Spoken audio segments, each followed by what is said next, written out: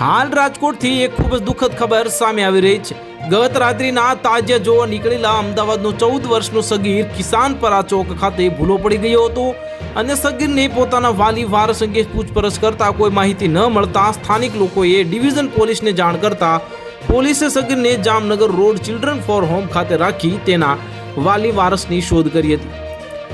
ગત રાત્રિના 2 વાગ્યા આસપાસ તાજિયા જોવા માટે નીકળેલ 14 વર્ષનો સગીર કિસાનપરા ચોક ખાતે ભૂલો પડી ગયો હતો અને સ્થાનિક લોકોએ બાળકને તેના વાલી વારસ અંગે પૂછપરછ કરતા તેની પાસે કોઈ માહિતી ન મળતા એ ડિવિઝન પોલીસ સ્ટેશનને જાણ કરી હતી।